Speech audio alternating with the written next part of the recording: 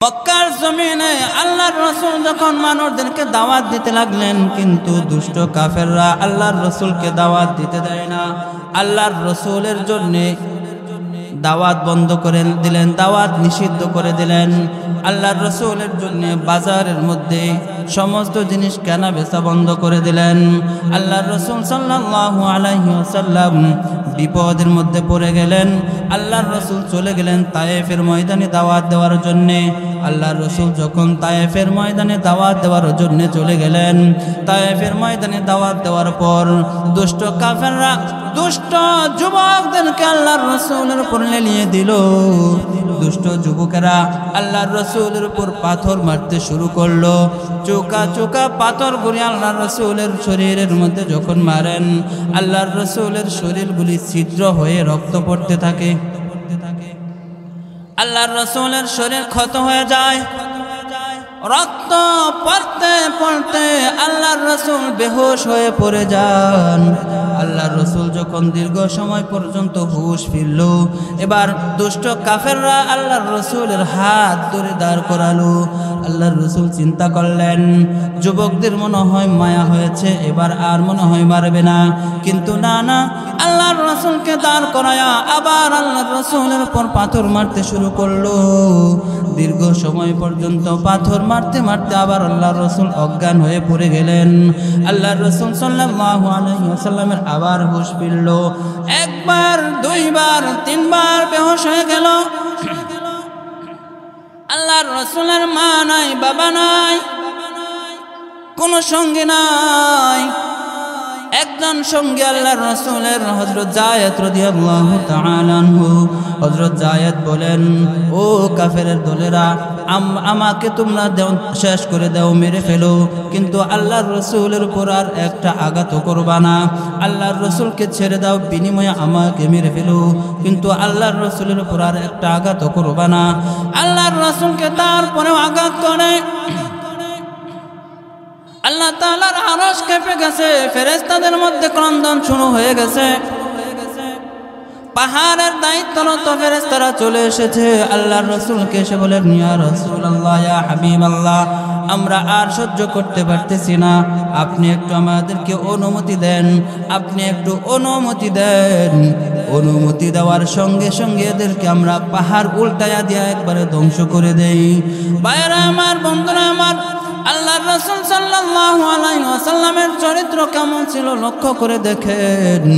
আল্লাহর রাসূলকে যখন ফেরেশতারা বলল একটু অনুমতি দেন, অনুমতি দেওয়ার সঙ্গে সঙ্গে আমরা এদেরকে ধ্বংস করে দেই। আল্লাহর রাসূল সাল্লাল্লাহু আলাইহি ওয়াসাল্লাম আসমানের দিকে দুটি হাত তুললেন। আল্লাহর রাসূল সাল্লাল্লাহু আলাইহি ওয়াসাল্লাম দোয়া করতে লাগলেন, আল্লাহুম্মা হদি কওমি ফাইন্নাহুম লা ইয়ালামুন। আল্লাহর রাসূল বলেন, রব্বুল আলামিন, এরা তো বুঝে নাই, না বুঝে আমার উপর আক্রমণ করেছে, না বুঝে আমাকে মেরেছে। তুমি যদি এদেরকে ধ্বংস করে দাও, আমি কার কাছে দিনের দাওয়াত নিয়ে যাব? রব্বুল আলামিন, এদেরকে তুমি ধ্বংস করবা না, এদেরকে তুমি ধ্বংস করবা না। আল্লাহর রাসূল ধ্বংসের জন্য দোয়া করলেন না, আল্লাহর রাসূল তাদের জন্য হেদায়েতের জন্য দোয়া করে দিলেন। এমন চরিত্রের মানুষ তিনি। সবাই মিলে তাকে মারলো। ফেরেশতারা এসে অনুমতি চায়, কিন্তু আল্লাহর রাসূল অনুমতি দিলেন না। আল্লাহর রাসূল বরং তাদের জন্য হেদায়েতের জন্য দোয়া করলেন। আল্লাহর রাসূলের ভালোবাসা কি পরিমাণ ছিল, আল্লাহর রাসূলের চরিত্র কেমন ছিল। আল্লাহ পাক রব্বুল আলামিন বলেন, ওয়া মা আরসালনাকা ইল্লা রাহমাতাল লিল আলামিন।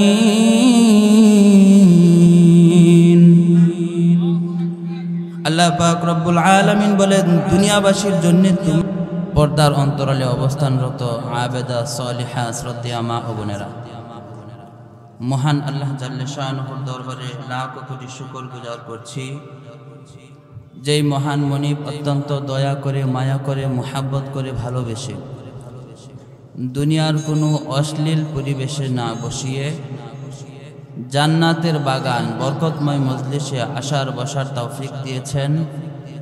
এজন্য হৃদয়ের গভীর থেকে কালিমাত শুকর জবান খুলে সকলে উচ্চারণ করি আলহামদুলিল্লাহ। আমাদের জবান দিয়েছেন কে? যে আল্লাহ জবান দিয়েছেন সেই আল্লাহর শুকর আদায় করব। তাহলে আমাদের তো কষ্ট কিসের? আরো জোর আওয়াজে সবাই বলেন আলহামদুলিল্লাহ। মোহতারাম হাজরিন, আলহামদুলিল্লাহ। আপনারা অত্যন্ত মুহাব্বতের মানুষ আমার, কারণ এই এলাকায় আমি ছিলাম। বিশেষ করে আমার কাছে একটা জিনিস ভালো লাগে, আপনাদের এই মাদ্রাসা থেকে আমার হাতে 17-18 জন হাফেজ তৈরি হয়েছিল। এই জন্য এই মাদ্রাসাটা এটাও আমার জন্য একটা স্মৃতির কারণ। জন্য আপনাদেরকে দেখলেও আমার ভালো লাগে। মুহতারাম হাজিরিন, কুরআনুল কারীম থেকে একটি আয়াত তেলাওয়াত করেছি, যে আয়াতের বিষয়বস্তু হলো রাসূলুল্লাহ সাল্লাল্লাহু আলাইহি ওয়াসাল্লামের মুহাব্বত। রাসূলের মুহাব্বতের উপর নির্দিষ্ট সময়ের মধ্যে কিছু মুযাকারা করব।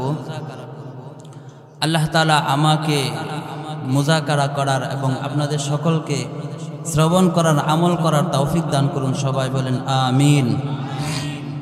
মুহতারাম হাজিরিন,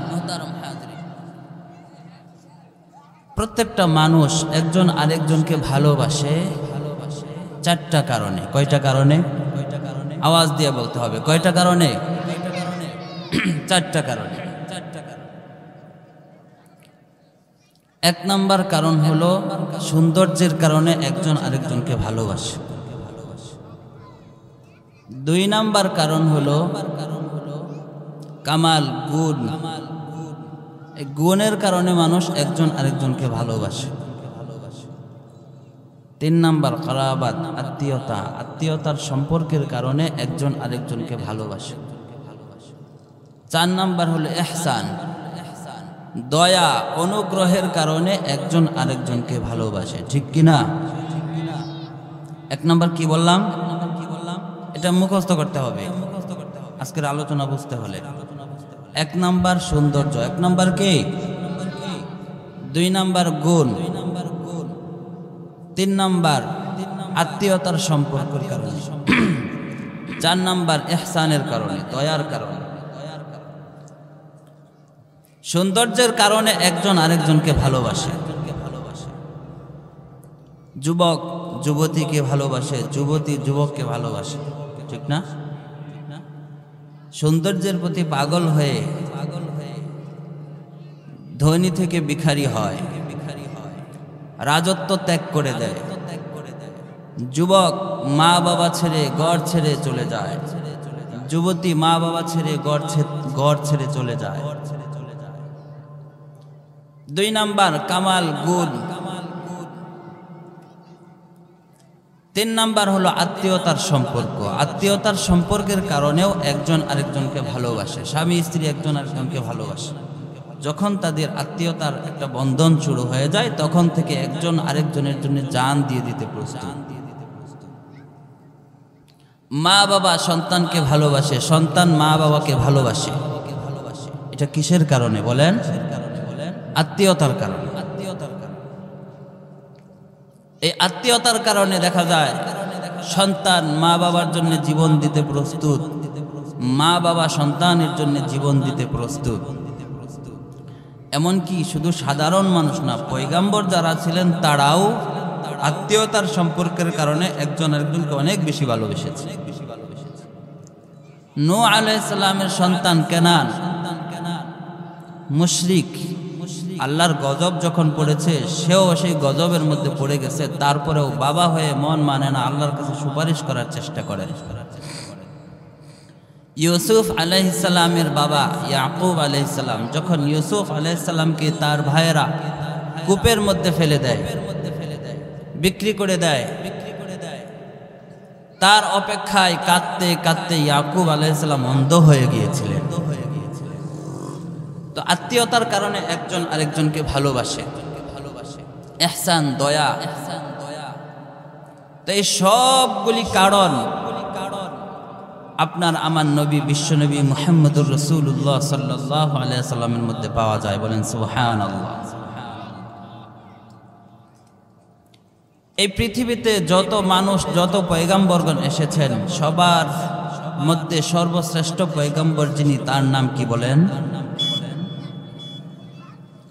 হযরত মুহাম্মদ মুস্তাফা সাল্লাল্লাহু আলাইহি ওয়াসাল্লাম, যিনি এসেছেন সবার পরে, কিন্তু যাকে আল্লাহ তাআলা সিলেক্ট করে রেখেছেন সবার আগে।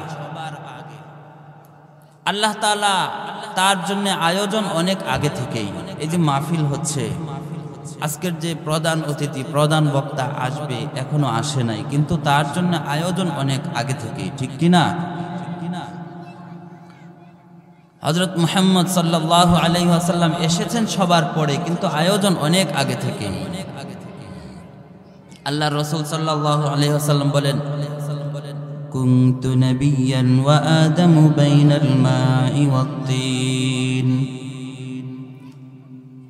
নবীজি বলেন, যখন আদম আলাইহিস সালাম মাটি এবং পানিতে মিশ্রিত, এখনো আদমের রূহ দেওয়া হয় নাই, দেহও পরিপূর্ণ হয় নাই, তখনও আমি মুহাম্মদুর রাসূলুল্লাহ সাল্লাল্লাহু আলাইহি ওয়াসাল্লাম নবী হিসেবেই ছিলাম। বলেন সুবহানাল্লাহ। আরেকটু পিছনে যদি তাকাই, আল্লাহ তাআলা যখন রূহগুলিকে সৃষ্টি করলেন, এই রূহগুলিকে সৃষ্টি করে আল্লাহ তাআলা দুইটা সম্মেলন করেছেন। কয়টা সম্মেলন? একটা সম্মেলন করেছেন। আল্লাহ তাআলা সমস্ত রূহগুলিকে একত্র করে স্বীকারোক্তি নিয়েছেন, তাওহীদের স্বীকারোক্তি নিয়েছেন। আল্লাহ তাআলা বলেন, ওয়াইয আখাযা রাব্বুকা মিন বানি আদামা মিন যুহুরিহিম যুররিয়্যাতাহুম ওয়া আশহাদাহুম আলা আনফুসিহিম আলাস্তু বিরাব্বিকুম ক্বালু বালা। এক নাম্বার সাক্ষ্য নিয়েছেন আল্লাহ তাআলা তাওহীদের সাক্ষ্য। সমস্ত রূহগুলিকে একত্র করে আল্লাহ তাআলা সবার কাছে জিজ্ঞেস করেন, আমি কি তোমাদের প্রভু নই? সেদিন সবাই বলেছিল, ক্বালু বালা, অবশ্যই আপনি আমাদের রব। সমস্ত পয়গম্বরগণ যেরকম ভাবে বলেছিল, আবু জাহেল, আবু লাহাব, ফেরাউন, এই সমস্ত কাফেররা তারা সবাই সেই দিন বলেছিল, আপনি অবশ্যই আমাদের রব। কিন্তু দুনিয়াতে এসে কিছু ধন সম্পদ, কিছু ক্ষমতা পেয়ে বাহাদুরি ভুলে যায়।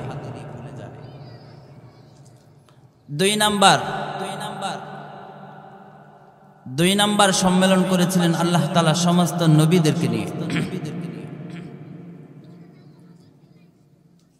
وَإِذْ أَخَذَ اللَّهُ مِيثَاقَ النَّبِيِّينَ لَمَا آتَيْتُكُم مِّن كِتَابٍ وَحِكْمَةٍ ثُمَّ جَاءَكُمْ رَسُولٌ مُصَدِّقٌ لِّمَا مَعَكُمْ لَتُؤْمِنُنَّ بِهِ وَلَتَنصُرُنَّهُ قال أأقررتم وأخذتم على ذلكم إصري قالوا أقررنا قال فاشهدوا وأنا معكم من الشاهدين। আল্লাহ পাক রব্বুল আলামিন সমস্ত নবীদেরকে একত্র করে সেই দিন আল্লাহ তাআলা স্বীকারোক্তি নিয়েছিলেন। একটা স্বীকারোক্তি আল্লাহ তাআলা নিয়েছিলেন, সমস্ত রূহগুলিকে একত্র করে, আমি কি তোমাদের প্রভু নই? সবাই সেই দিন স্বীকৃতি দিয়েছিল, অবশ্যই আপনি আমাদের রব। আবার আরেকটা স্বীকৃতি দিয়েছিল, সমস্ত নবীদেরকে একত্র করে, তোমাদের কাছে আমি একজন নবী পাঠাবো, রসুল পাঠাবো, যেই রসুলকে তোমরা সবাই রসুলের উপর ঈমান আনবা, রসুলকে সহযোগিতা করবা।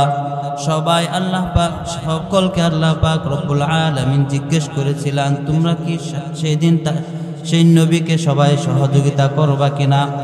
সমস্ত নবীরা সবাই সেই দিন স্বীকৃতি দিয়েছিল, হ্যাঁ হ্যাঁ আমরা সেই নবীকে সহযোগিতা করব, সেই নবীর উপর ঈমান আনব, সেই নবীর জন্য আমরা প্রচারণা করব। আল্লাহ পাক রব্বুল আলামিন বলেন, ক্বালা ফাশহাদু, তোমরা সবাই সাক্ষী থাকিও, ওয়া আনা মাআকুম মিনাশ শাহিদিন, আমি আল্লাহ তাআলা নিজেও তোমাদের সাথে সাক্ষী হয়ে গেলাম। বলেন সুবহানাল্লাহ। সেই রূহ জগতে আপনার আমার নবীর জন্য এই আয়োজন। বলতেছিলাম চারটা কারণে একজন আরেকজনকে ভালোবাসে। সৌন্দর্যের কারণে। আপনার আমার নবী সুন্দর কেমন ছিল? আল্লাহর রাসূল যখন দুনিয়ার জমিনে আগমন করেন, আব্দুল মুত্তালিব আল্লাহর রাসূলের চেহারা দেখলেন। দেখে আব্দুল মুত্তালিব বলতেছেন, ও আমেনা, তোমার সন্তান এত সুন্দর, আমি কত জায়গায় গিয়েছি, ব্যবসা করেছি, কোথাও তো এত সুন্দর সন্তান আমি দেখি নাই, মানুষ দেখি নাই। হযরত আমেনা বলেন, আমিও তো এত সুন্দর মানুষ দেখি নাই। হযরত হালিমা বলেন, আমিও তো এত সুন্দর মানুষ দেখি নাই। আল্লাহ তাআলা জিব্রাইলকে ডেকে বলেন, ও জিব্রাইল, দেখো দুনিয়ার মধ্যে বলা বলি করতেছে এই শিশু মুহাম্মদের চাইতে সুন্দর নাকি কেউ কখনো দেখে নাই, তুমি কি বলো? হযরত জিব্রাইল আলাইহিস সালাম বলেন, রব্বুল আলামিন, আমি তো আদম আলাইহিস সালাম থেকে নিয়ে সমস্ত পয়গম্বরদের কাছে গিয়েছি, সারা দুনিয়া ভ্রমণ করেছি, আমি জিব্রাইলের চোখেও এর চাইতে সুন্দর আর আমার চোখে পড়ে নাই। আল্লাহ তাআলা বলেন, জিব্রাইল, তোমার চোখে পড়বে কেমনে? এর চাইতে সুন্দর তো আমি বানাই নাই। বলেন সুবহানাল্লাহ। মিশকাত শরীফের হাদিস, আবু হুরায়রা রাদিয়াল্লাহু তাআলা আনহু বলেন, মা রাআইতু শাইআন আহসানা মির রাসূলিল্লাহি সাল্লাল্লাহু আলাইহি ওয়াসাল্লাম কাআন্না আশ-শামসু তাজরি ফি ওয়াজহিহি। আবু হুরায়রা রাদিয়াল্লাহু তাআলা আনহু বলেন, আল্লাহর রাসূল সাল্লাল্লাহু আলাইহি ওয়াসাল্লামের চেহারা এত সুন্দর ছিল, এত সুন্দর ছিল, আল্লাহর রাসূলের চেহারার দিকে তাকাইলে মনে হইতো আসমানের সূর্যটা আল্লাহর রাসূলের চেহারা থেকে প্রবাহিত হচ্ছে। বলেন সুবহানাল্লাহ। তিরমিজি শরীফে হাদিস এসেছে, জাবের রাদিয়াল্লাহু তাআলা আনহু বলেন, আমি এক পূর্ণিমার রজনীতে, পূর্ণিমার চাঁদ উঠেছে, আমি যখন আল্লাহর রাসূলের হুজরায় ঢুকলাম, ঘরের ভিতরে ঢুকলাম, আল্লাহর রাসূল একটা লাল ডোরা বিশিষ্ট চাদর পরে আল্লাহর রাসূল হুজরার মধ্যে বসে আছেন। আমি আল্লাহর রাসূলের চেহারার দিকে তাকাইলাম, আল্লাহর রাসূলের চেহারার দিকে তাকাইয়া আসমানের মধ্যে পূর্ণিমার চাঁদ উঠেছে। আমি আবার পূর্ণিমার চাঁদের দিকে তাকাইলাম, আবার আমি রাসূলুল্লাহর চেহারার দিকে তাকাই, আবার আমি আসমানের চাঁদের দিকে তাকাই, বারবার আসমানের চাঁদের দিকে তাকাইয়া নবীজির চেহারার দিকে তাকাইয়া ফাইদা হুয়া আহসানু ইনদি মিনাল কমার, অবশেষে আমি এই সিদ্ধান্তে উপনীত হয়ে গেলাম, আসমানের চাঁদের মধ্যে কি পরিমাণ আলো, আসমানের চাঁদ কি পরিমাণ সুন্দর, তার চাইতে অনেক অনেক গুণ বেশি সুন্দর আমার নবী মুহাম্মদুর রাসূলুল্লাহ সাল্লাল্লাহু আলাইহি ওয়াসাল্লাম। বলেন সুবহানাল্লাহ। আল্লাহ রাসূল সাল্লাল্লাহু আলাইহি ওয়াসাল্লাম এত সুন্দর, চাঁদের চাইতে অনেক বেশি সুন্দর। আল্লাহর রাসূলের চেহারার দিকে তাকাইলে যদি আল্লাহর রাসূলের পরিপূর্ণ সৌন্দর্য প্রকাশ পেত, মনে হইতো আসমানের চাঁদ আল্লাহর রাসূলের চেহারা থেকে প্রবাহিত হচ্ছে। বলেন সুবহানাল্লাহ। চাঁদের চেয়ে সুন্দর আমার নবী। ভাইরা আমার, বন্ধুরা আমার, এই পৃথিবীর জমিনে আল্লাহ তাআলা আরেকজন পয়গম্বর পাঠিয়েছিলেন, যার নাম হলো ইউসুফ আলাইহিস সালাম।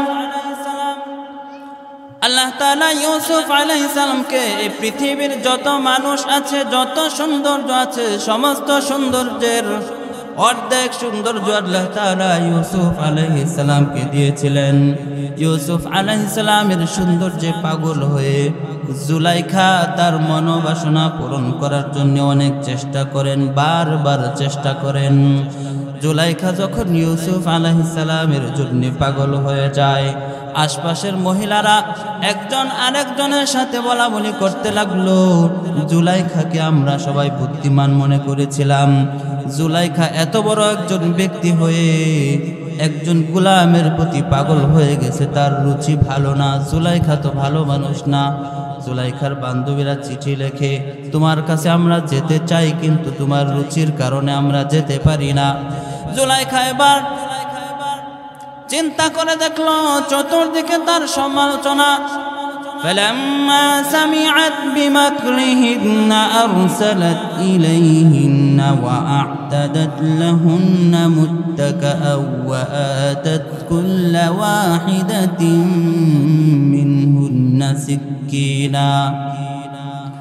منهن سكينا وقالت اخرج عليهن فلما رأينه أكبرنه وقطعن أيديهن وقلن حاش لله ما هذا بشرا।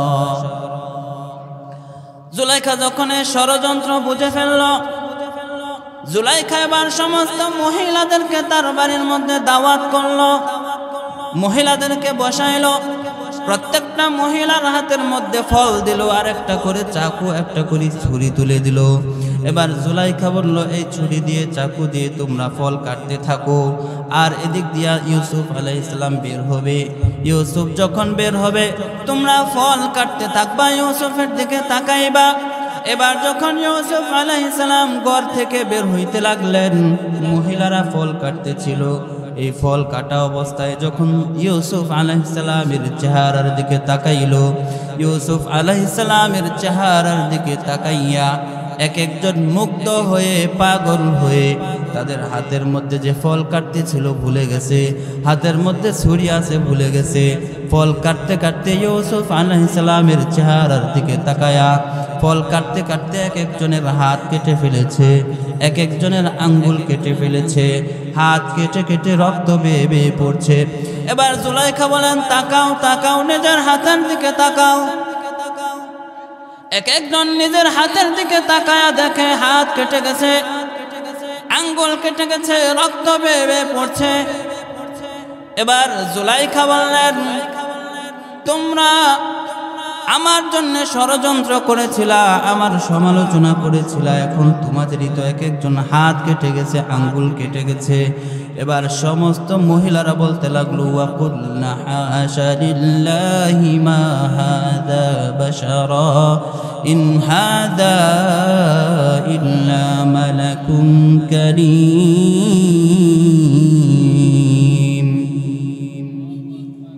মহিলারা এবার বলতে লাগলো, না না না, এটা তো মানুষ না, মানুষ হতে পারে না, এটা আল্লাহর পাঠানো সম্মানিত ফেরেশতা। বলেন আল্লাহু আকবার। কি বলেন, ফেরেশতা না মানুষ? আল্লাহ তাআলা ইউসুফ আলাইহিস সালামকে এত সৌন্দর্য দিয়েছিলেন। মদিনার ইহুদিরা যখন এই খবর জানলো, কুরআনের আয়াত যখন শুনলো ইউসুফ আলাইহিস সালামকে আল্লাহ তাআলা এত সৌন্দর্য দিয়েছেন, এবার মদিনার ইহুদিরা হযরত আয়েশা সিদ্দিকা রাদিয়াল্লাহু তাআলা আনহার কাছে গিয়ে বলেন, ও আয়েশা, আমরা শুনেছি ইউসুফ আলাইহিস সালাম নাকি আল্লাহ তাআলা অর্ধেক সৌন্দর্য দিয়ে সৃষ্টি করেছিলেন, তাহলে আমরা জানতে চাই ইউসুফ বেশি সুন্দর নাকি মুহাম্মদ বেশি সুন্দর? হযরত আয়েশা সিদ্দিকা রাদিয়াল্লাহু তাআলা আনহা বলেন, ইউসুফ আলাইহিস সালামের চেহারা দেখে যে সমস্ত মহিলারা হাত কেটেছিল, আঙ্গুল কেটেছিল, তারা যদি আমার নবী মুহাম্মদুর রাসূলুল্লাহর চেহারা দেখতো, তাদের কলিজা কেটে ফেলতো, খোঁজ থাকতো না, খবর পাইতো না, টের পাইতো না। বলেন সুবহানাল্লাহ। তাহলে সৌন্দর্যের দিক দিয়ে শ্রেষ্ঠ আমাদের নবী।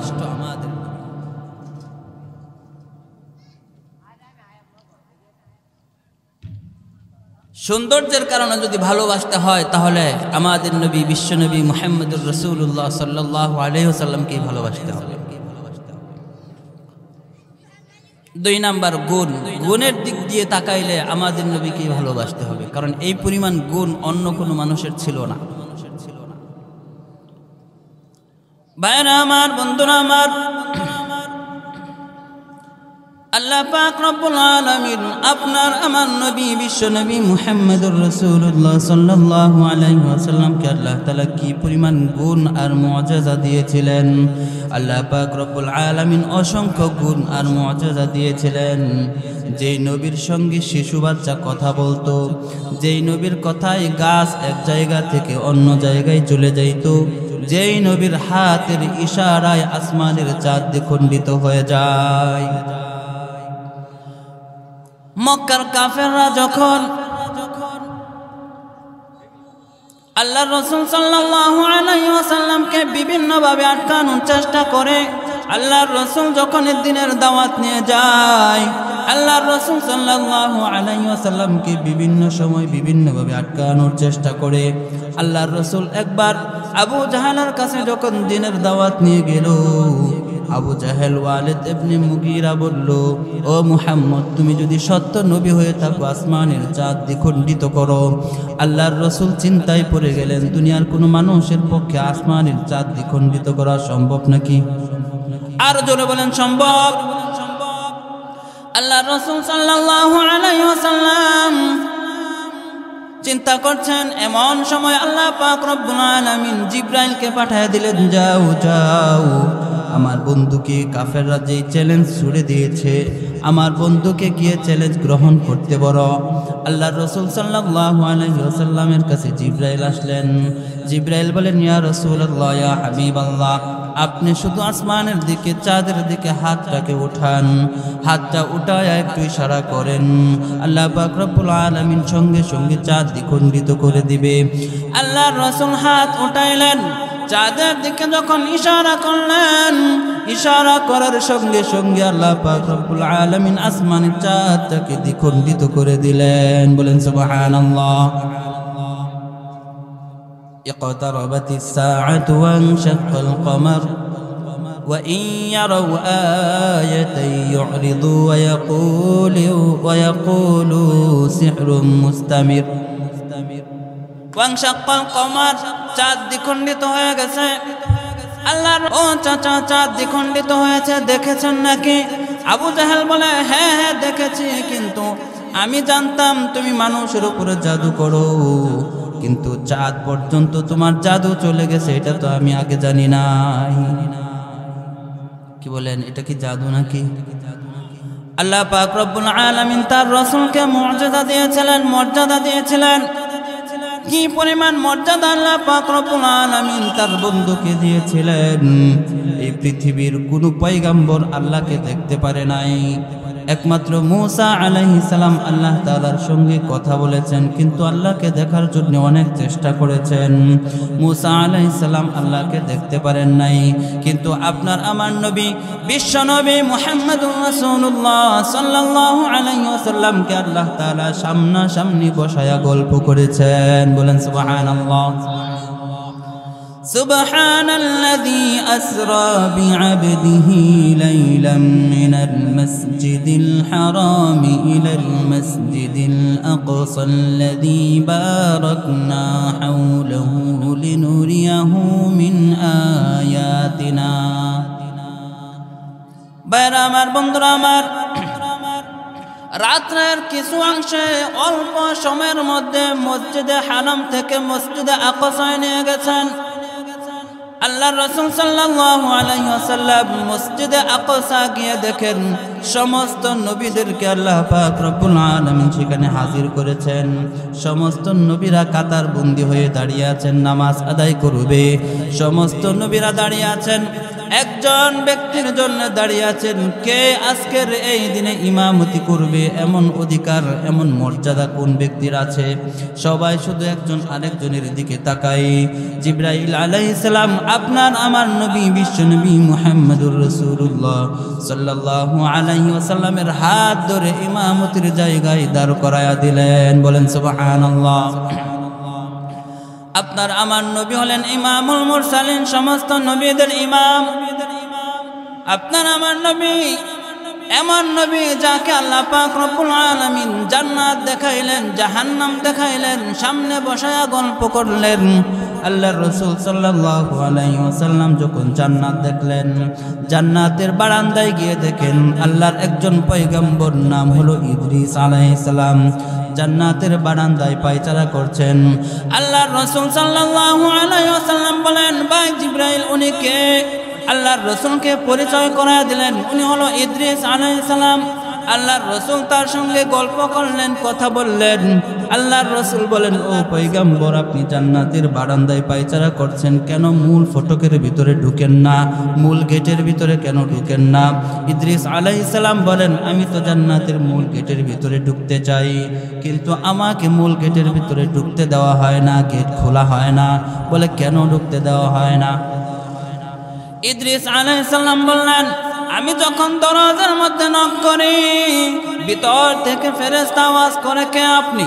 আমি বলি, ইদ্রিস আলাইহিস সালাম। কি চাই? মূল ফটকের ভিতরে ঢুকতে চাই, জান্নাতের মূল গেট দিয়ে ঢুকতে চাই। ফেরেশতারা বলেন, না না, এখনো সময় হয় নাই। আমি বলি, কখন সময় হবে?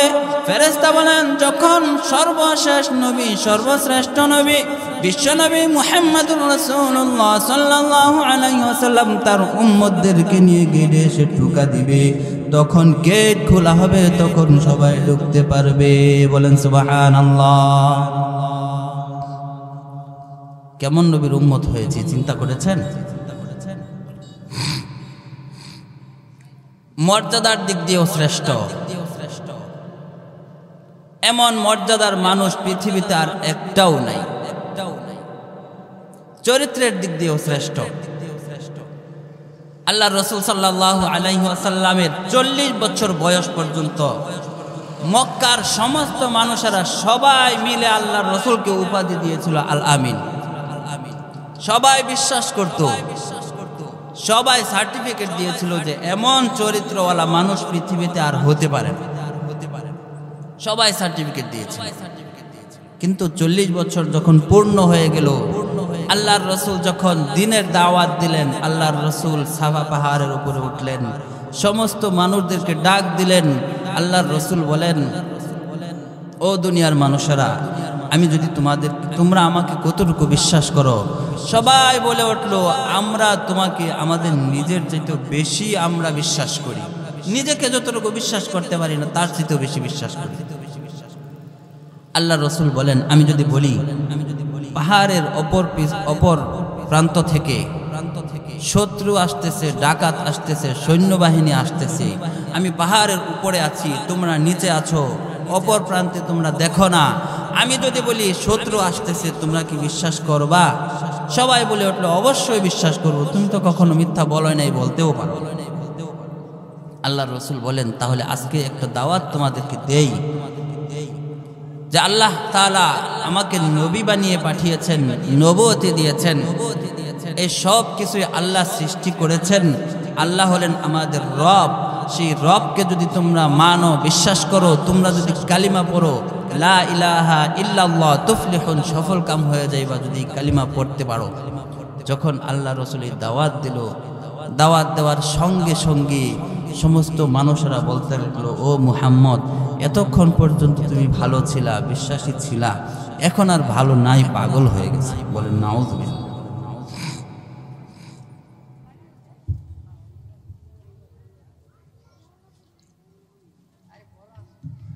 আল্লাহর রাসূলকে এখন পাগল বলতে শুরু করলো, আল্লাহর রাসূলকে এখন কষ্ট দেয়,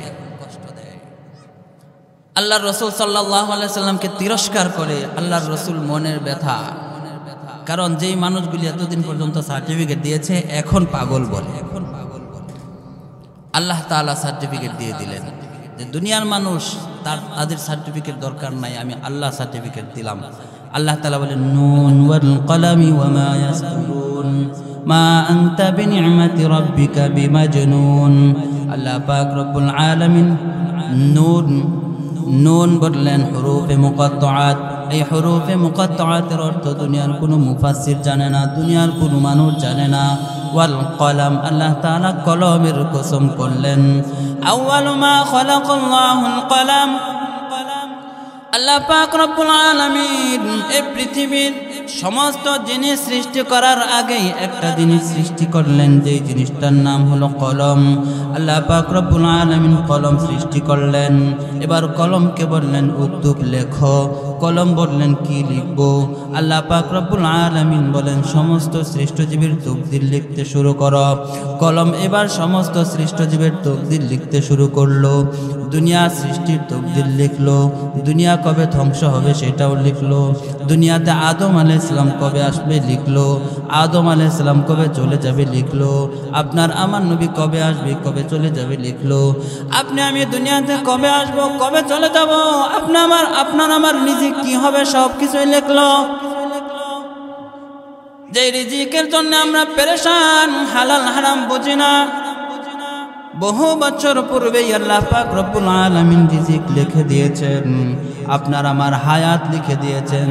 মরণ থেকে বাঁচার চেষ্টা করি, কিন্তু মরণ থেকে বাঁচা সম্ভব নয়।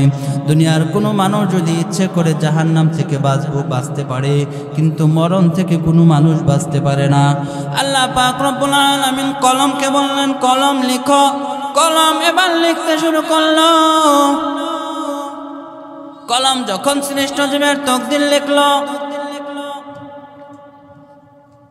ওয়ামা ইয়াসতুরুন, আল্লাহ তাআলা বলেন সেই কলম দিয়ে যা লেখা হয়েছে সেই লেখার কসম। কলম যখন সমস্ত সৃষ্টজীবের তকদির লিখলো, লেখাও শেষ, কলমের কালিও শেষ। এবার আল্লাহ পাক রব্বুল আলামিন লৌহে মাহফুজে সেই লেখাগুলি লিখে দিল। আল্লাহ পাক রব্বুল আলামিন কসম করেন, কলমের কসম, কলম দিয়ে যা লেখা হয়েছে লেখার কসম। মা আনতা বিনিআমাতি রাব্বিকা বিমাজনুন ওয়া ইন্না লাকা লাআজরান গায়রা মামনুন। আল্লাহ তাআলা বলেন ও বন্ধু, তোমাকে আমি পাগল বানিয়ে সৃষ্টি করি নাই, তোমার রবের দয়ায় তুমি পাগল নও, অতি শীঘ্রই তোমাকে আমি পুরস্কৃত করব। ওয়া ইন্নাকা লাআলা খুলুকিন আযীম। আল্লাহ তাআলা বলেন উত্তম চরিত্রের মানুষ তুমি, এমন চরিত্রের মানুষ পৃথিবীর জমিনে আর একটাও হতে পারে না। বলেন সুবহানাল্লাহ।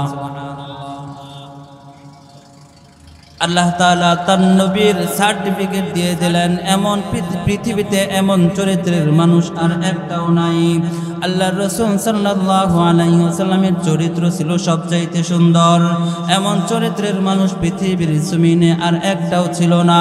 আল্লাহর রাসূলের সার্টিফিকেট আল্লাহ তাআলা নিচে দিয়ে দিলেন, এবং আল্লাহর রাসূলের সার্টিফিকেট তার কাছের মানুষ যারা ছিল, সাহাবী যারা ছিল, খাদেম যারা ছিল তারা দিয়েছেন।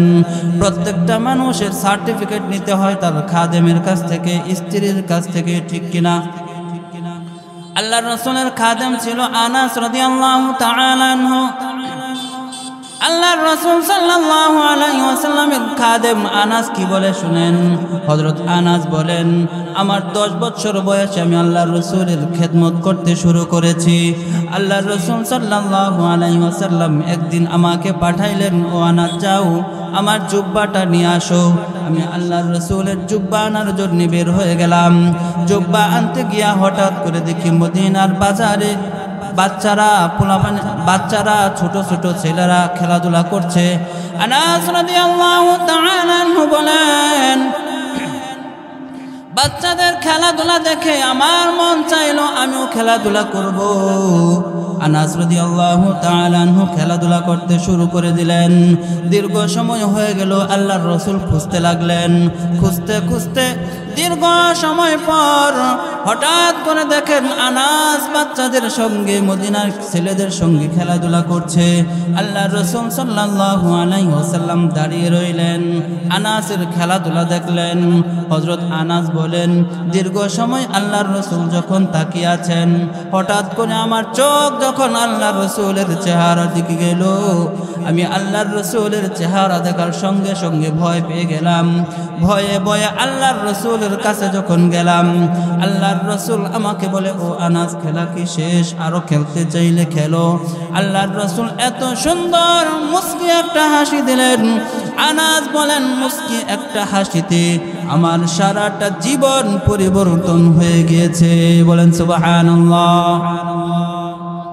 আল্লাহর রাসূলের যখন ইন্তেকালের সময় হয়ে গেল, হঠাৎ আল্লাহর রসুল আনাসকে খুঁজতে লাগলেন, কিন্তু আনাসকে খুঁজে পাওয়া যাচ্ছে না। আল্লাহর রসুল হজরত উমরকে পাঠাইলেন, ও উমর, আমার আনাস কোথায়, খুঁজে নিয়ে আসো। হজরত উমর ফারুক রাদিয়াল্লাহু তাআলা আনহু খুঁজতে খুঁজতে গিয়ে দেখেন হজরত আনাস সিজদায় পড়ে কান্না করছে আর আল্লাহ তাআলার কাছে দোয়া করছে, রব্বুল আলামিন, মাত্র কয়েকদিন তোমার হাবিবের খেদমত করলাম, খেদমত করে আমার তৃপ্তি হয় নাই, তোমার হাদি হাবিবকে দুনিয়া থেকে নিয়ে যাও না, প্রয়োজনে আমার হায়াত কমায়া তোমার রাসূলের হায়াত বাড়ায়া দাও। হযরত উমর ফারুক রাদিয়াল্লাহু তাআলা এবার আনাসকে নিয়ে আসলেন, ও আনাস, রাসূলুল্লাহ তোমাকে খুঁজতেছে। আল্লাহর রাসূল সাল্লাল্লাহু আলাইহি ওয়াসাল্লামের কাছে নিয়ে গেল। বিশ্বনবী মুহাম্মদুর রাসূলুল্লাহ সাল্লাল্লাহু আলাইহি ওয়াসাল্লাম বললেন, ও আনাস, আমি কি তোমাকে কষ্ট দিয়েছি নাকি? হযরত আনাস বলেন, না না, আপনি আমাকে কষ্ট দিবেন কেন? আল্লাহর রাসূল বলেন, তাহলে তুমি আমার থেকে দূরে কেন? হযরত আনাস বলেন, ইয়া রাসূলুল্লাহ, ইয়া হাবিবাল্লাহ, আপনি দুনিয়া থেকে চলে যাবেন, এটা আমি সহ্য করতে পারতেছি না, এটা আমি সহ্য করতে পারতেছি না। মাত্র কয়েকদিন খেদমত করলাম, আপনার খেদমত করে আমার তৃপ্তি হয় নাই। আল্লাহর রাসূল বলেন, ও আনাস, তৃপ্তি যেহেতু হয় নাই, আমি আল্লাহ তাআলার কাছে দোয়া করব, জান্নাতের মধ্যে গিয়ে তুমি আনাস আমার খাদেম হয়ে যাইবা। বলেন সুবহানাল্লাহ। ভাইরা আমার, বন্ধুরা আমার, আপনার আমার নবীর কেমন চরিত্র ছিল? মক্কার জমিনে আল্লাহর রাসূল যখন মানুষদেরকে দাওয়াত দিতে লাগলেন, কিন্তু দুষ্ট কাফেররা আল্লাহর রাসূলকে দাওয়াত দিতে দেয় না। আল্লাহর রাসূলের জন্যে দাওয়াত বন্ধ করে দিলেন, দাওয়াত নিষিদ্ধ করে দিলেন। আল্লাহর রাসূলের জন্য বাজারের মধ্যে সমস্ত জিনিস কেনা বেচা বন্ধ করে দিলেন। আল্লাহর রাসূল সাল্লাল্লাহু আলাইহি ওয়াসাল্লাম বিপদের মধ্যে পড়ে গেলেন। আল্লাহর রাসূল চলে গেলেন তায়েফের ময়দানে দাওয়াত দেওয়ার জন্য। আল্লাহর রাসূল যখন তায়েফের ময়দানে দাওয়াত দেওয়ার জন্য চলে গেলেন, তায়েফের ময়দানে দাওয়াত দেওয়ার পর দুষ্ট কাফেররা দুষ্ট যুবকদেরকে আল্লাহর রাসূলের উপর লেলিয়ে দিল। দুষ্ট যুবকেরা আল্লাহর রাসূলের উপর পাথর মারতে শুরু করলো।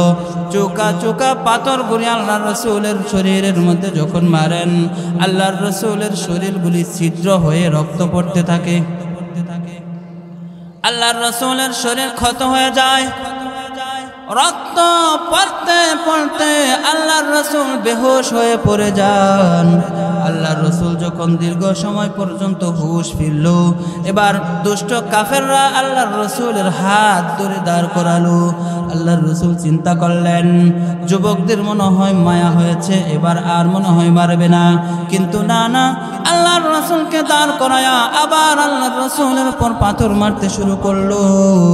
দীর্ঘ সময় পর্যন্ত পাথর মারতে মারতে আবার আল্লাহর রাসূল অজ্ঞান হয়ে পড়ে গেলেন। আল্লাহর রাসূল সাল্লাল্লাহু আলাইহি ওয়াসাল্লামের আবার হুঁশ ফিরল। একবার, দুইবার, তিনবার বেহুশ হয়ে গেল।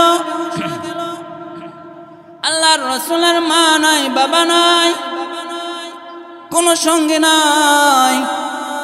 একজন সঙ্গী আল্লাহর রাসূলের হযরত যায়েদ রাদিয়াল্লাহু তাআলা আনহু।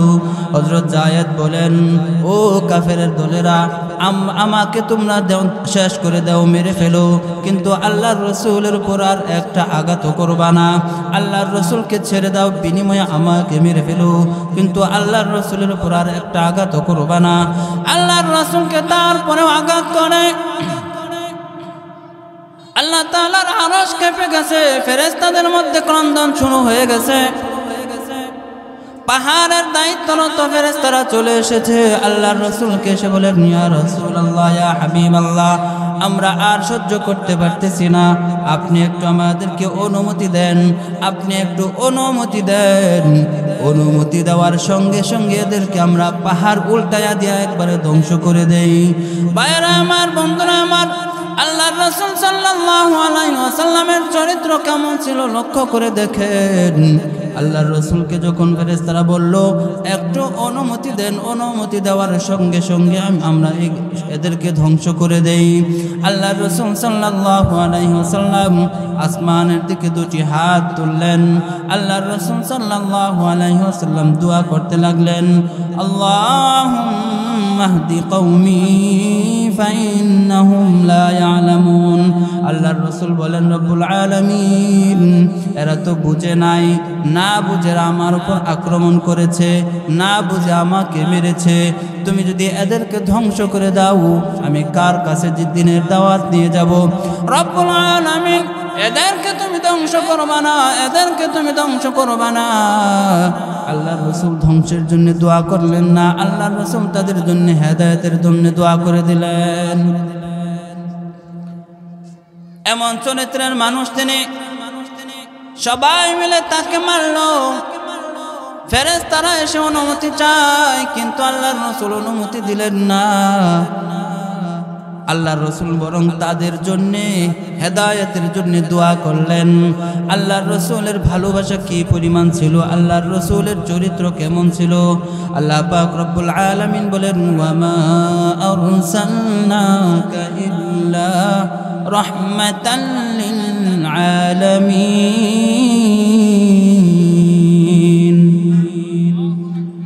আল্লাহ পাক রব্বুল আলামিন বলেন দুনিয়াবাসীর জন্য তোমাকে আমি রহমত বানিয়ে পাঠিয়েছি। দুনিয়াবাসীর জন্য রহমত, মানুষের জন্য রহমত, পশু পাখির জন্য রহমত, মুমিনের জন্য রহমত, কাফেরের জন্য রহমত। আল্লাহ রাসূল সাল্লাল্লাহু আলাইহি ওয়াসাল্লাম পাখির জন্য পশুর জন্য রহমত।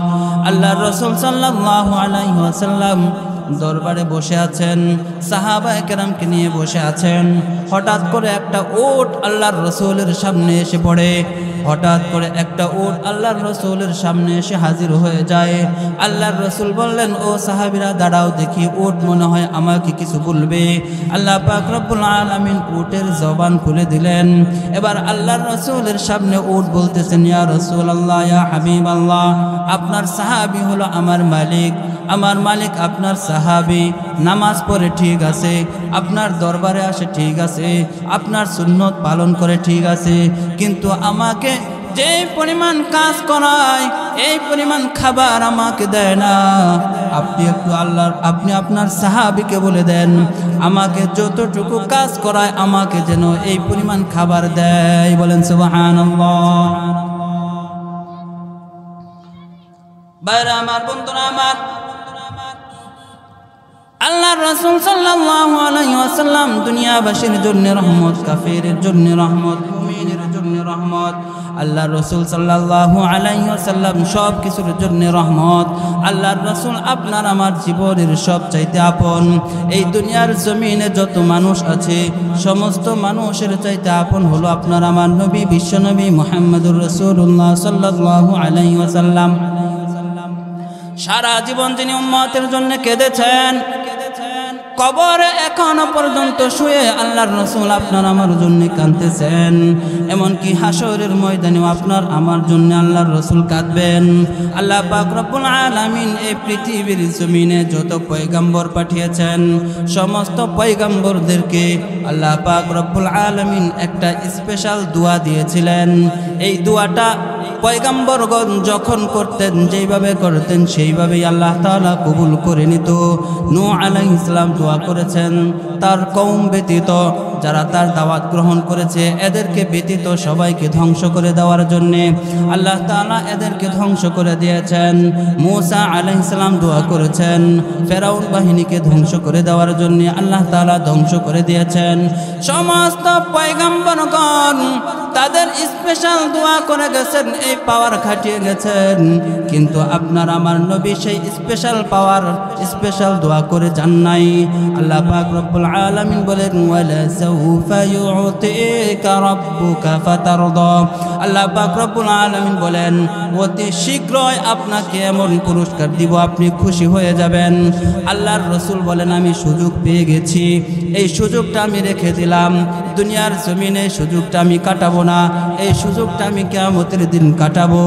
যেই দিন হাসরের মাঠ কায়েম হয়ে যাবে, যেই দিন মাথার উপরে সূর্য থাকবে, পায়ের নিচে থাকবে তামার জমিন, যেই দিন মানুষগুলি উলঙ্গ হয়ে থাকবে, কেউ কারো খবর নেবে না, সবাই শুধু ইয়া নফসি করতে থাকবে।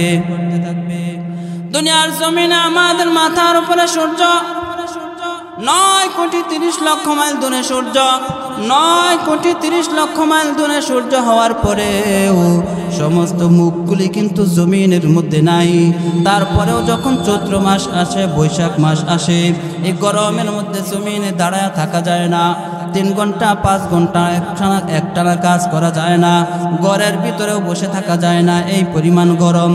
কিন্তু হাসরের ময়দানে 9,30,00,000 মাইল দূরে সূর্য হবে না। হাসরের মাঠে সূর্য হবে মাত্র 9 ইঞ্চি উপরে।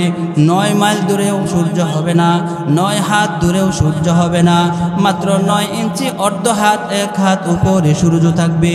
সমস্ত মানুষগুলি ইয়া নাফসি করবে। মা বাবা সন্তানের খবর নিবে না, সন্তান মা বাবার খবর নিবে না, ভাই বোন একজন আরেকজনের খবর নিবে না, কেউ কারো খবর নিবে না। পায়ের নিচে তামার জমিন থাকবে, তামার গরম, সূর্যে তামার গরম পেয়ে অনেক বেশি গরম হয়ে যাবে। আবার আল্লাহ পাক রব্বুল আলামিন হাসরের ময়দানে জাহান্নামকে হাজির করবেন। ওয়াজিআ ইয়াউমাইদিন বিজাহান্নাম, হাসরের ময়দানে আল্লাহ পাক রব্বুল আলামিন জাহান্নামকে হাজির করবে। জাহান্নামকে 70,000 শিকল দিয়ে বেঁধে রাখা হবে। এক একটা শিকলের গোড়ায় 70,000 ফেরেশতারা ধরে রাখবে। এই 70,000 ফেরেশতারা এক এক শিকলের গোড়ায় এরকম ভাবে 70,000 শিকল দিয়ে বেঁধে রাখা হবে। এত পরিমাণ ফেরেশতারা ধরে রাখবে, তারপরেও জাহান্নামকে ধরে রাখতে পারবে না। জাহান্নাম এক একটা গর্জন মারবে। ওই মানুষগুলি কই? জাহান্নামী মানুষগুলি, তাড়াতাড়ি আমার পেটের মধ্যে দাও, আজকে আমার ক্ষুধা। এই গর্জন দেখে সবাই ভয় পাইতে থাকবে। নবীরা পর্যন্ত ইয়া নাফসি করতে থাকবে। কাফেররাও বলতে থাকবে হাসরের ময়দানে আজকে আমরা টিকতে পারতেছি না, প্রয়োজনে বিচার হয়ে যাক, জাহান্নামে যাই সেটা পরের হিসাব, কিন্তু বিচার কাজ শুরু হয়ে যাক। কিন্তু কেউ সাহস পাবে না আল্লাহ তাআলার সামনে দাঁড়ায়া কথা বলার জন্যে। আল্লাহ তাআলার সামনে দাঁড়ায় কথা বলতে পারবে না। সমস্ত উম্মতরা চলে যাবে আদম আলাইহিস সালামের কাছে, গিয়ে বলবে আপনি একটু সুপারিশ করেন। আদম বলবেন না আমি পারবো না, জান্নাতের মধ্যে আমি অপরাধ করে ফেলেছিলাম, সেটা যদি আজকে আবার বিচার শুরু হয়ে যায় আমার সাহস নাই। ইব্রাহিম আলাইহিস সালামের কাছে যাওয়া হবে। ইব্রাহিম আলাইহিস সালাম বলবেন না আজকে আমার সাহস নাই। মুসা আলাইহিস সালাম বলবেন না আজকে আমার সাহস নাই। নূহ আলাইহিস সালামের কাছে যাওয়া হবে। নূহ আলাইহিস সালাম বলবেন না দুনিয়ায় আমার মুশরিক সন্তানের জন্য আল্লাহর কাছে সুপারিশ করেছিলাম, আবার যদি সেই মামলা আবার উঠে যায় আমি কথা বলতে পারবো না। সমস্ত উম্মতেরা সবার কাছে গিয়ে নিরাশ হয়ে যাবে। আপনার আমার নবীর কাছে যখন যাবে, আপনার আমার নবী সিজদায় পড়ে যাবে। দীর্ঘদিন পর্যন্ত আপনার আমার নবী আল্লাহর প্রশংসা করতে থাকবে, কাঁদতে থাকবে। কাঁদতে কাঁদতে আপনার আমার নবী বিশ্বনবী মুহাম্মদুর রাসূলুল্লাহ এত বেশি প্রশংসা করবে আর কান্না করবে। আল্লাহ পাক রব্বুল আলামিন বলবেন ও বন্ধু মাথা ওঠাও, দুনিয়ার জমিনে তুমি অনেক কেঁদেছো, আর তোমাকে কাঁদাবো না। আজকে তুমি আমার কাছে সুপারিশ করবা আর আমি তোমার সুপারিশ কবুল করব। বলেন সুবহানাল্লাহ। আল্লাহর রাসূল বলেন ওয়ালা সাউফা ইউতিকা রাব্বুকা ফাতারদা, আল্লাহ বলেছেন পুরস্কৃত করব যতক্ষণ পর্যন্ত তুমি সন্তুষ্ট না হও। আল্লাহর রাসূল বলেন সেই দিন একটা উম্মত জাহান্নামের গেটের মধ্যে রেখে আমি নবী সেই দিন সন্তুষ্ট হব না। বলেন সুবহানাল্লাহ। বলেন এর চাইতে আপনার কেউ আছে নাকি? এমন আপন মানুষ পৃথিবীর জমিনে আছে? তাহলে এমন আপন মানুষ যদি আল্লাহর রাসূল হয়ে থাকেন, তাহলে সেই নবীকে ভালোবাসার দরকার আছে না নাই? আল্লাহ তাআলা বলেন কুল ইন কানা আবাউকুম ওয়া আবনাউকুম ওয়া ইখওয়ানুকুম ওয়া আজওয়াজুকুম ওয়া আশীরাতুকুম ওয়া আমওয়ালুন ইqtaraftumuha ওয়া তিজারাতুন তাখশাউনা কাসাদাহা ومساكن ترضونها أحب আহাব্বা ইলাইকুম মিনাল্লাহি ওয়া রাসূলিহি ওয়া জিহাদিন ফি সাবিলিহি ফাতারাব্বাসু হাত্তা ইয়াতিয়াল্লাহু বিআমরি। আল্লাহ পাক রব্বুল আলামিন বলেন, তোমার মা বাবা, তোমার সন্তান, তোমার ভাই বোন, তোমার ব্যবসার যত জিনিস আছে, তোমার ঘর বাড়ি, তোমার যত সম্পদ আছে, এই সমস্ত সম্পদের চাইতে যদি আল্লাহর মুহাব্বত, আল্লাহর রসুলের মুহাব্বত, আল্লাহর রাস্তায় জিহাদ করার মুহাব্বত, এই মুহাব্বত যদি বেশি না হয় তাহলে অপেক্ষা করো আল্লাহর গজব আসার আগ পর্যন্ত। আল্লাহর রাসূল বলেন, লা ইউমিনু আহাদুকুম হাত্তা আকুনা আহাব্বা ইলাইহি মিন ওয়ালিদিহি ওয়া ওয়ালাদিহি ওয়ান নাসি আজমাইন। ততক্ষণ পর্যন্ত পরিপূর্ণ মুমিন হতে পারবে না যতক্ষণ পর্যন্ত তোমার মা বাবা, তোমার আত্মীয় স্বজন, তোমার দল, তোমার নেতা, তোমার নেত্রী, এসব কিছুর চাইতে যতক্ষণ পর্যন্ত আল্লাহর রাসূলের মুহাব্বত তোমার অন্তরের মধ্যে বেশি না হবে ততক্ষণ পর্যন্ত তুমি পরিপূর্ণ মুমিন হতে পারবে না।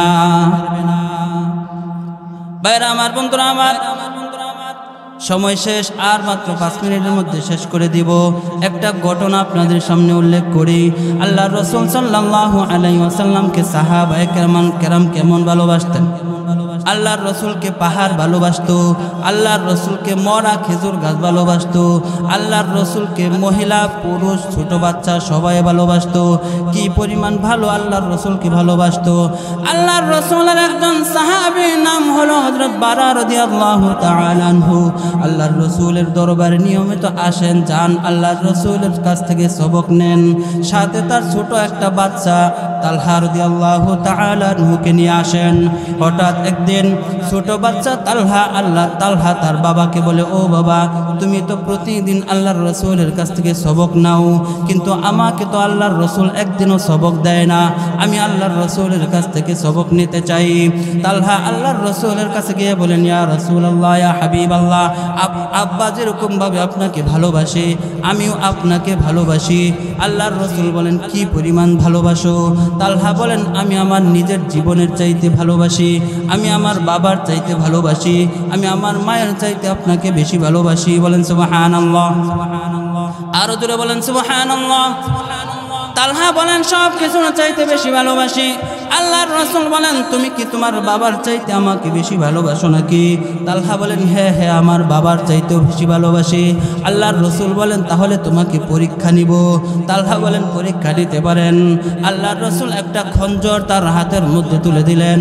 ও তালহা, যদি তুমি আমার চাইতে বেশি আমাকে বেশি ভালোবেসে থাকো, যাও যাও, তোমার বাবার কল্লাটা কেটে আমার সামনে এসে হাজির করো। তালহা রাদিয়াল্লাহু তাআলা আনহু খঞ্জরটাকে হাতের মধ্যে নিয়ে একটা দৌড় মারলেন। নবী গো, আমি কোনো কিছুই দেখবো না, আপনি আমাকে বলেছেন, আমি আপনার অর্ডার পালন করব। সঙ্গে সঙ্গে যখন খঞ্জর নিয়ে দৌড় দিলেন, হযরত তালহা রাদিয়াল্লাহু তাআলা আনহুর দৌড় দেখে আল্লাহর রাসূল বললেন, দাঁড়াও দাঁড়াও, দুনিয়াতে আমি বাবা সন্তানের সম্পর্ক বিচ্ছিন্ন করার জন্য আসি নাই। ও তালহা, তুমি পরীক্ষায় পাশ করে ফেলেছো, আসো আসো, আমার কাছে আসো, তুমি আমাকে ভালোবাসো, আমিও তোমাকে ভালোবাসি। আল্লাহর রাসূল সাল্লাল্লাহু আলাইহি ওয়াসাল্লাম সবক দিয়ে দিলেন। কয়েকদিন হয়ে গেল, তালহা আসে না। আল্লাহর রাসূল খবর নিয়ে দেখলেন অসুস্থ হয়ে পড়ে আছেন। আল্লাহর রাসূল নিজে খবর নেওয়ার জন্য বাড়িতে গেলেন। গিয়ে দেখেন তালহা অসুস্থ হয়ে পড়ে আছে। আল্লাহর রাসূল বললেন, ও বারা, তালহা অসুস্থ, তালহা যদি মারা যায় আমাকে খবর দিবা, আমি রাসূল নিজে গোসল করাবো, কাফন দাফন করাবো, কবরের মধ্যে রাখবো, নিজে জানাজা পড়াবো। আল্লাহর রাসূল সাল্লাল্লাহু আলাইহি ওয়াসাল্লাম বলে চলে আসলেন। হঠাৎ করে আল্লাহর রাসূলের কাছে খবর আসলো তালহা দুনিয়াতে নাই। সাহাবীরা বললেন, ইয়া রাসূলুল্লাহ, ইয়া হাবিবাল্লাহ, আপনার সাহাবী তালহা দুনিয়া থেকে চলে গেছে, মারা গেছে। আল্লাহর রাসূল বলেন, চলো চলো, আমরা তালহার জানাজা পড়বো, তালহাকে কবরের মধ্যে রাখবো। সাহাবী বলেন, না না, আর যাওয়ার প্রয়োজন নাই, কারণ আপনাকে না জানায়া তালহাকে দাফন করে ফেলেছে। আল্লাহর রাসূল আবার গেলেন, গিয়ে দেখেন তালহার লাশ কবরের মধ্যে দাফন করা হয়ে গেছে। আল্লাহর রাসূল বললেন, ও বারা, আমি তো ওসিয়ত করে গিয়েছিলাম যদি তালহা মারা যায় আমাকে খবর দিবা। আমি রাসূল নিজে কাফন দাফন পড়াবো, জানাজা পড়াবো, লাশ নিজে নামাবো। আমার তালহাকে তুমি কেন দাফন করে দিয়েছ? হযরত বারা বলেন, ইয়া রাসূলুল্লাহ, ইয়া হাবিবাল্লাহ, আমার সন্তান বারা ওসিয়ত করে গিয়েছিল আপনাকে খবর না দেওয়ার জন্য। আল্লাহর রাসূল বলেন, কেন গো, আমি কি আমার তালহাকে কষ্ট দিয়েছি নাকি? বারা বলেন, না না, আপনি তো কষ্ট দেন নাই। আমার সন্তান আপনাকে এই পরিমাণ ভালোবাসে, এই জন্য আপনাকে বলেছে। কারণ হলো আমার সন্তান বলেছে যদি আমি মারা যাই আর দিনের বেলা আমার দাফন হয় আমার রাসূলকে খবর দিবা, আর যদি আমার দাফন রাত্রিবেলা হয় আমার রাসূলকে খবর দিবা না। কারণ হলো রাত্রিবেলা যদি আমার রাসূল আমার দাফন করানোর জন্য আসে, আমার রাসূলের তো শত্রুর অভাব নাই, চতুর্দিকে আমার রাসূলের শত্রু, আর শত্রুরা আমার রাসূলের উপর যখন আক্রমণ করবে কিয়ামতের দিন আমি তালহাকে কাঠগড়ায় দাঁড়াইতে হবে। তোমাকে জানাজা পড়ানোর জন্য, কাফন দাফন করানোর জন্য আল্লাহর রাসূল গিয়েছিল আর আক্রান্ত হয়েছিল। এটা আমি চাই না, এটা আমি চাই না। আল্লাহর রাসূল সাল্লাল্লাহু আলাইহি ওয়াসাল্লাম দীর্ঘ সময় পর্যন্ত কান্নাকাটি করলেন। এবার কবরের সামনে গিয়ে এবার আল্লাহর রাসূল সাল্লাল্লাহু আলাইহি ওয়াসাল্লাম তালহার জন্য দীর্ঘ সময় পর্যন্ত দোয়া করলেন। বলেন সুবহানাল্লাহ। আল্লাহর রাসূল সাল্লাল্লাহু আলাইহি ওয়াসাল্লামের মুহাব্বত তাদের দিলের মধ্যে কেমন ছিল? আপনার আমার আছে তো মুহাব্বত? আছে? মুখে বলি শুধু, হ্যাঁ, রাসূল তো নাই আমাদের মাঝে, আছে? এখন কিভাবে ভালোবাসবেন? আর আল্লাহর রাসূল তো আমাদের মাঝে নাই, কিভাবে ভালোবাসবো? আল্লাহর রাসূল বলে গিয়েছেন, মান আহাব্বা সুন্নতি ফাকাদ আহাব্বানি ওয়া মান আহাব্বানি কানা মাই ফিল জান্নাহ। যদি আমাকে ভালোবাসতে চাও আমার সুন্নত অনুসরণ করো। সুন্নত অনুসরণ করলেই আমাকে ভালোবাসা হবে, আর আমাকে ভালোবাসলে তোমার ঠিকানা হয়ে যাবে জান্নাত। আমি রাসূলের সাথে তোমরা জান্নাতের মধ্যে থাকবা। বলেন সুবহানাল্লাহ। মুহতারাম হাজিরিন, যতটুকু আলোচনা করলাম আপনাকে আমাকে আল্লাহ তাআলা আমল করার তৌফিক দান করুন, এবং সকলের কাছে আমি দোয়া চেয়ে নিচ্ছি। আপনারা সকলে আমার জন্য দোয়া করবেন। আপনাদের কাছে আসতে পেরেছি, আপনাদের চেহারা দেখতে পেরেছি, এই জন্য খুব ভালো লেগেছে। আমিও আপনাদের জন্য দোয়া করি। আল্লাহ পাক রব্বুল আলামিন আমাদের সকলকে কবুল করুন। সবাই বলেন আমিন। ওয়া আখিরু দাওয়ানা আলহামদুলিল্লাহি রাব্বিল আলামিন। আসসালামু আলাইকুম।